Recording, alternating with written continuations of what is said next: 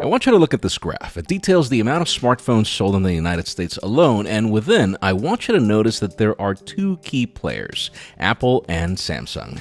You can go as far back as a decade to notice they pretty much have dominated the market, so much so that it's made competitors like LG or HTC fully exit the business and new players to struggle.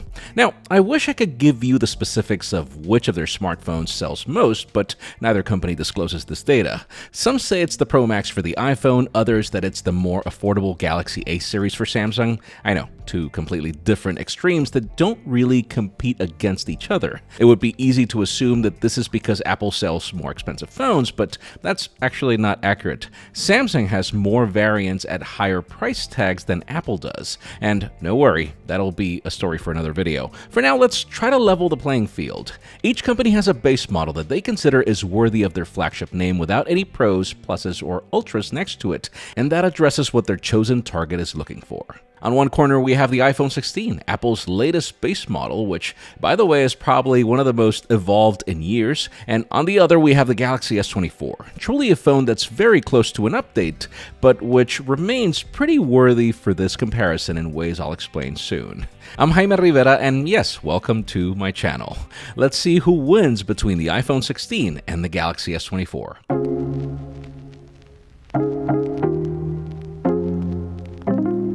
If we were to ignore launch dates and possible deals that vary from time to time, the retail price difference between these phones is quite minuscule. And listen, I know the iPhone is newer than the Galaxy, but right now this is what you can buy. I'll be sure to do this comparison again when the next Galaxy launches. For now, let's try to focus on the hardware differences because this is where you'll notice this is not apples to apples, pun intended. Both devices are made of flat aluminum rails, contoured corners, matte metallic finishes, and flat glass on the front and back. Durability is then comparable as Samsung is sporting the latest Gorilla Glass Victus 2 and Apple its second generation ceramic shield. Maybe less noticeable is that the iPhone is a hair taller, wider, thicker, and even heavier than the Galaxy once you hold them next to each other. I'd say my points go to the iPhone for its bolder color options, which were pretty muted on the Galaxy this year. Now, once you flip things over to the display, Samsung is in a position that's hard to beat by almost any competitor.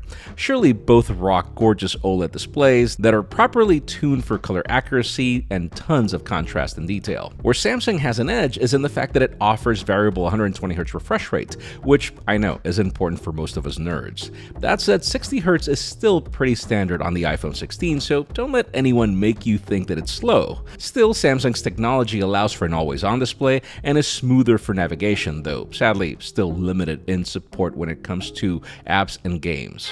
Yes, Solvang has been one of my favorite places in the world. Also, if you notice, speaker performance is pretty comparable for content consumption. Also, if you need any pop culture reference, this is where the movie... But then when we switch the topic to internals, things flip back in favor of the iPhone. Apple's A18 chip is not just more powerful than the Snapdragon 8 Gen 3 on the Galaxy, but it's built on the latest N3E 3nm process. Also, this is assuming you have access to the Snapdragon Galaxy, because if this is against Exynos, consider this a double win for Apple. RAM amounts are then the same, but which worry me on the Galaxy as Android is more demanding of it for AI purposes. It could be good for now, but it might not age well. What you should also care about is essentials like the fact that both start at 128 gigs of storage, that the iPhone has the latest Wi-Fi 7 while the Galaxy is oddly still stuck at 6E. They both charge at the same speeds, though the Galaxy has a slightly larger battery, and yeah, much faster speeds over USB-C. Now, the conversation of iOS versus Android has gotten interesting because as of this year, things have evolved. Yes, it is a matter of taste, but 2024 is all about artificial intelligence. At the time of this video, Samsung launched its Galaxy S24 on day one with Galaxy AI features, meaning you could transcribe voice recordings, extend photos, circle to search, get translation, and chat assist, and so many more benefits since January. Then there's the fact that Gemini became immediately available to it as well. Apple is a different story. The company launched its iPhone 16 without Apple Intelligence, and the roadmap to its full functionality is pretty much until like March next year. Now, in Apple's defense, a lot of the features the company offers go way beyond what we got on Galaxy AI, and you can get some of Gemini's functionality through the Google app right now. Thing is, if these AI features are important to you, only the Galaxy offers you a full set of features right now. And sure, iOS 18 was about more, with this new approach to Control Center, the darker user interface, and being able to place your icons everywhere, but you and I know Sammy has been the king of all these things for years. Little details like the side menu for shortcuts is just one example that One UI has been ahead of the curve for many years.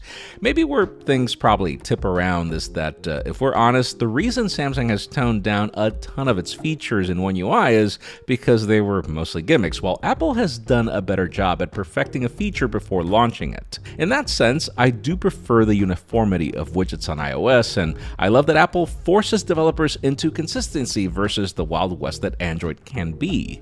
Speed and functionality of software are then no longer a contest, as both phones are well tuned for it.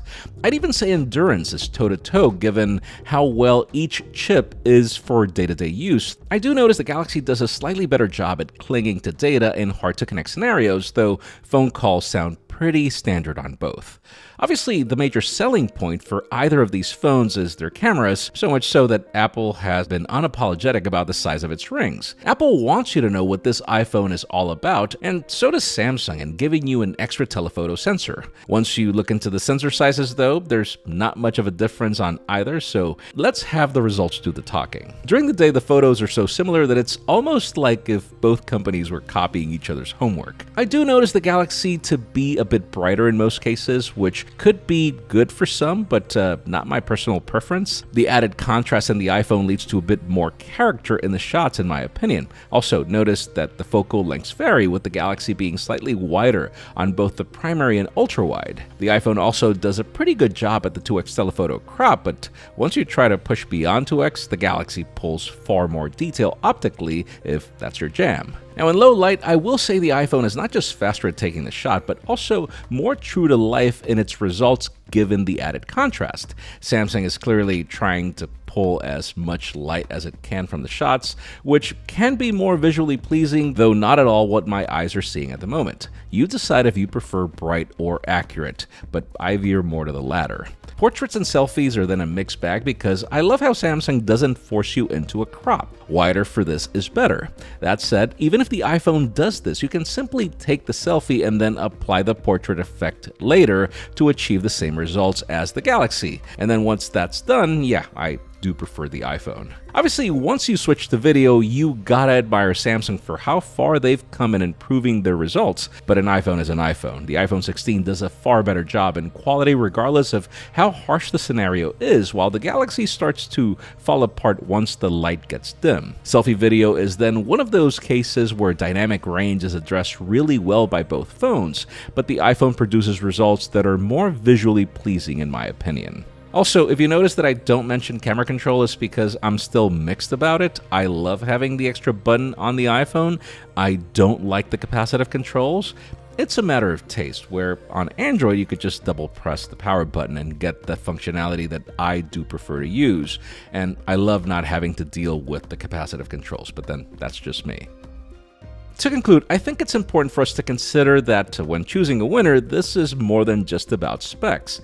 Yes, the Galaxy has better refresh rate on the screen and an extra camera lens, but in absolutely everything else, the iPhone wins, and especially if you're in a region that's powered by Exynos. Obviously, if you plan to take advantage of the refresh rate with games that can actually use it, or care about the always-on display in addition to the optics of that telephoto, then by all means get the Galaxy if you can find the Snapdragon variant. Also, there's the fact that it's due for a refresh soon, so the deals to get one are pretty great right now.